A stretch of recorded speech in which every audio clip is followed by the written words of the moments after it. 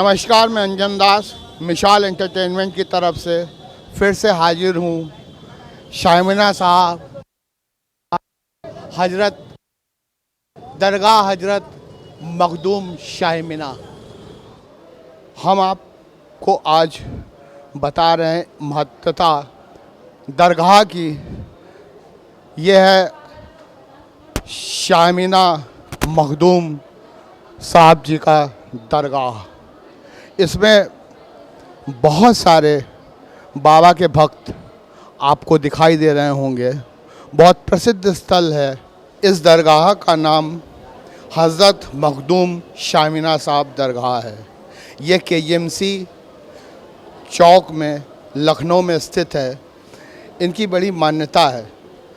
हज़रत मखदूम शामिना साहब हज़रत अबू बकर सिद्दीक़ परिवार से संबंध रखते थे। इनके पिताजी का नाम हज़रत शेख कुतुब जी थे।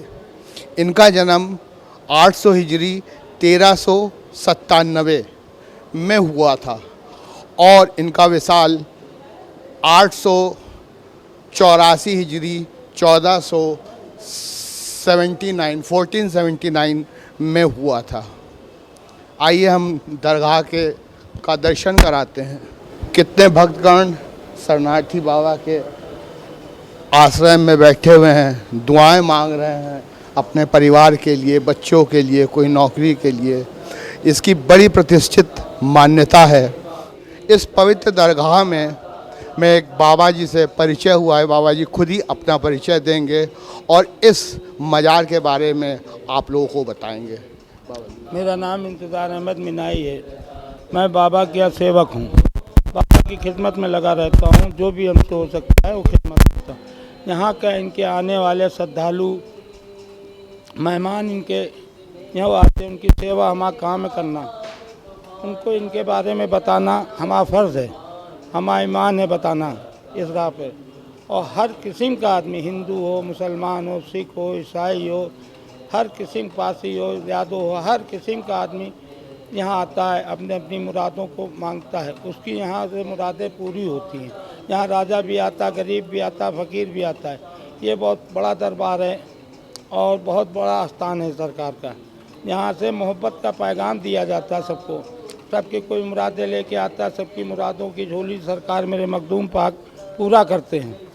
हर बला, हर मुसीबतों से दूर रखते हैं, दुश्मनों से दूर रखते हैं, बुरे रास्तों से दूर रखते हैं। जो भी यहाँ आता है उसको यही पैगाम दिया जाता है।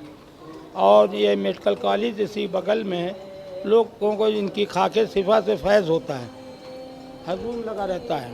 अच्छा बाबा जी, एक बात बताइए, ये लगभग कितना पुराना है? ये करीब 500, करीब 558 बरस हो गए, 57-58 बरस हो गए आपका मंदिर बने हुए।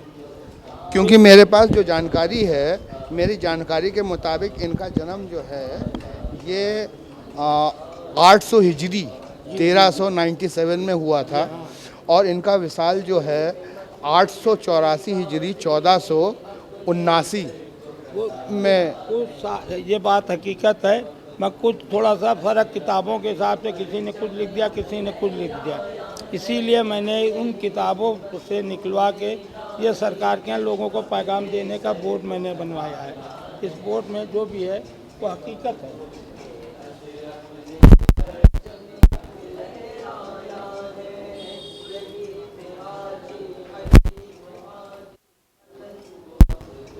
इस संबंध में एक बात मैं आपको बताऊं, मैं भी बाबा का बहुत बड़ा भक्त हूं। मैं भी आता रहता हूं, मिलता रहता हूं। हमारे मिसाल एंटरटेनमेंट वर्ल्ड से बात करने के लिए आपको बहुत बहुत शुक्रिया। मगर जाने से पहले एक बात ये जानना चाहूँगा, बाबा कहाँ पे रहने, इनके पिताजी का नाम, इनका परिवार जो ये रहते थे, है ना? तो ये जो मेरी जानकारी है, ये इनका नाम हज़रत मखदूम शामिना साहब थे, हैं, और ये जो है हज़रत अबू बकर सिद्दीक़ परिवार से बिलोंग करते थे, उनसे संबंध रखते थे। इनके पिताजी का नाम हज़रत शेख कुतुब जी थे। तो इतनी जानकारी तो मेरे पास है। और भी चीज़ें बनी हुई है और ये और कुछ इनके बारे में आप बताना चाहते हैं? जब इनके वालिद वालदा इस नकलों के अंदर आए तो आपके दोस्त थे शाह क़यामुद्दीन अब्बासी, हाजी अरमान सरकार, उनके पास आए, उन्हीं के पास रहे और वहीं से उन्हीं ने दुआ दी। एक ऐसा शख्स जो यहाँ पैदा होगा जो मोहब्बत के पैगाम पहुँचाएगा, उनके मुरादों को पूरा करेगा।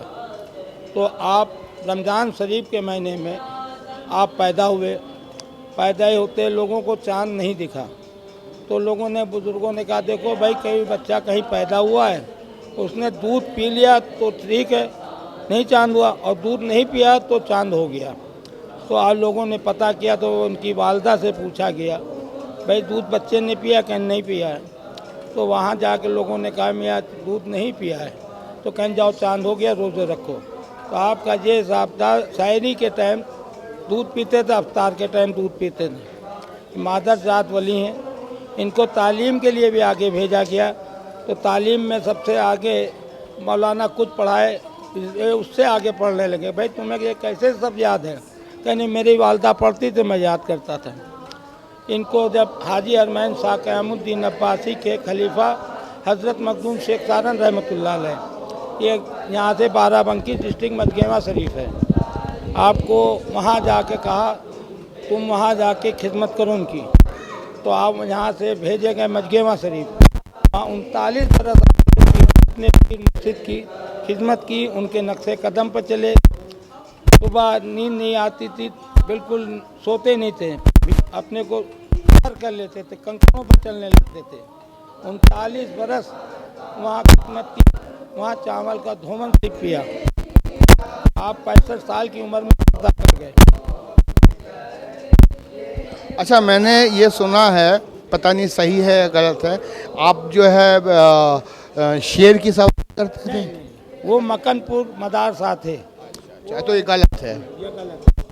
आप सिर्फ उकड़ू बैठना, कभी टेक नहीं लगाना, नींद आने लगे अपने को पानी में भिगो देना, इबादत के अलावा नींद ने कुछ नहीं किया। ये शेर की सवारी पर मक्कनपुर मदारसा ने एक पैगाम इनको भेजा था।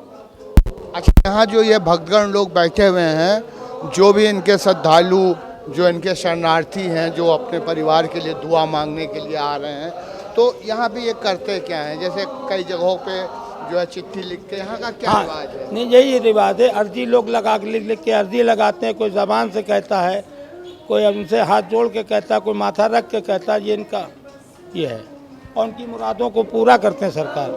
हाँ, वो तो ज़रूरी है। मैंने सुना, क्योंकि मैं भी लखनऊ में ही पैदा हुआ हूँ और इनके बारे में बहुत सुना, मैं आता भी हूँ। मैं अक्सर सब जगह में जाता हूँ भी बाइट लेने के लिए, मिसाल एंटरटेनमेंट वर्ल्ड की तरफ से तो पहली बार आया हूँ। मगर ये बड़ी तमन्ना थी मेरी कि इस जगह की बाइट को लिया जाए, और बाबा की कृपा से ही आप हमको बाबा ने नहीं, करम की बात है। ये मैं खुशनसीब हूँ जो आपको ये मेरी खुशनसीबी है कि बाबा के बारे में इतनी सारी बातें जानने को मिली। और एक चीज़ ये है, आपको खिताब जो कुतुब आलम अवध के शहंशाह, तो आपको ये मक्कनपुर मदारसा ने भेजा था पैगाम। जो शेर की सवारी पर आपने देखा, वो पैगाम लेके आए थे। नहीं देखा मैंने, नहीं मैंने सुना, मैंने जिक्र किया, दिखाया, जिक्र किया। मदारसा नहीं थे वो, आपके खलीफा भतीजे थे मदारसा के। तो उन्हीं ने एक पैगाम भेजा, जाओ भाई। लोग अर्जियाँ उनके पास लेके जाते थे, दरख्वास्तें लेके जाते थे अपनी परेशानियों की। तो कह रहे कि भाई यहाँ ना आया करो, अब एक लखनऊ में कुतुब आलम शहंशाह है, उसके पास जाया करो। तो उन्हीं ने वहाँ से एक पैगाम, एक जा नमाज का टुकड़ा दिया आपको, अपने खलीफा भतीजे को, अपनी सवारी दी शेर की, वो ला के यहाँ उन्हीं ने जा नमाज का टुकड़ा दिया। कहीं मदारसा ने कहा है तुम कुतुब आलम अवध के शहंशाह हो, और इस पर नमाज के टुकड़े पर खड़े होकर नमाज पढ़ के दुआ कीजिए लोगों के लिए। तो आपने जा नमाज के टुकड़े पर पैर नहीं रखा, इतना अदब किया उस जा नमाज का, सर पर रख के जाके नमाज पढ़ी, उस पर दुआ की लोगों के लिए, लोगों को फैज़ जारी हुआ। जी, अब बात हमारी समझ में आई है, जनता को भी क्लियर हो चुका है।